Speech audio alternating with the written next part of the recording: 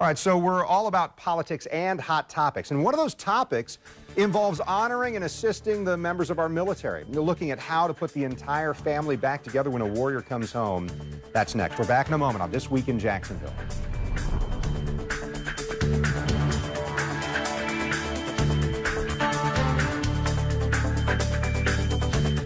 You're watching This Week in Jacksonville with Kent Justice.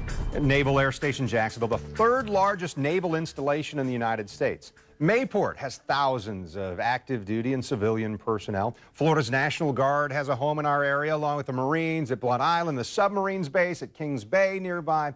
So we've got a substantial, significant population of military members and their families. Joining us this morning, Lee Escobar, a chaplain and a captain in the United States Army Reserves. And I understand your focus is really helping transition military members back into civilian life. Why is that such a struggle sometimes for folks, whether they're retiring or coming off deployment or that sort of thing? Well, what I really tell people is this, is that they go from a hero to zero complex, meaning that here they are manning millions of dollars of equipment, taking care of other people's lives, and then they come back to the civilian world, just have to find a job, you know, whether it's working at a gym, whether it's McDonald's, or something that does not make them be that who they were doing. Ego a little bit there too, right? Takes down their self-esteem, their self-worth, and their self-confidence. So I just really believe it's time to uplift that and make that, to rebuild their self-esteem, their self-confidence, and their self-worth. I've got a friend who had served in the Army as a medic, came back to the States. That medical experience didn't translate to a job in the medical field.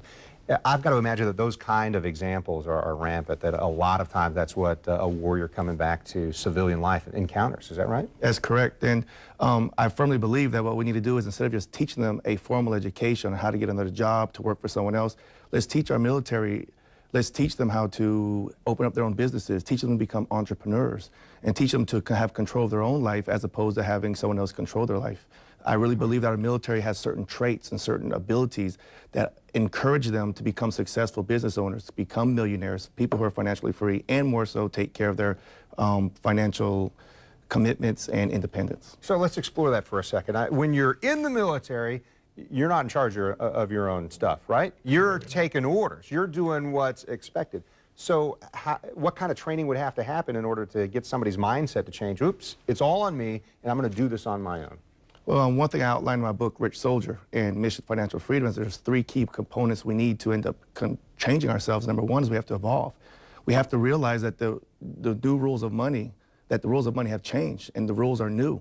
The same way we need to have money for retirement has changed. On top of that, the job force has changed, so we have to evolve and become aware. Then we educate ourselves. And I don't mean having a traditional education. I mean more so having a non-traditional education, not an academic education, but a financial education. You know, start reading books, start learning about entrepreneurship, start learning about financial independence, about how money truly works. So you're no longer dealing with having to have a job, but you have another option. I really feel we don't give our soldiers enough options. So then after that, they have to execute, evolve, educate, execute. Yeah.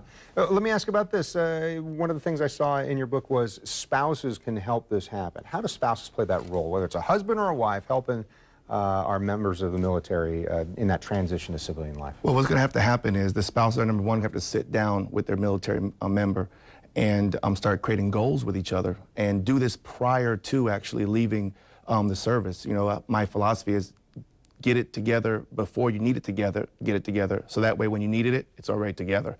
So what they do is start creating those goals and then work together as a family in order to learn to work together to achieve the goals, and then start educating yourselves through financial education and learn how to actually implement those goals, evolve and educate. And you do some financial seminars and some public speaking about this just to members of the military who are retiring or getting out of the service. Is that right? Absolutely, yes. I have a nonprofit organization in Chattanooga, Tennessee, where I live, and the purpose right now is to start taking the message to elevate the financial well-being of our military members, to actually bring them to another place and give them more options. Yeah. So they don't feel trapped. Yeah. Lee Escobar, I appreciate it. When I heard that you were available and we could talk at this level about ways to help our military members, I jumped at it. I said that's important, certainly to our community. Important what you're doing. Thank you so much. Thank you. All right. As we move on, soldiers of a different sort standing by to join us.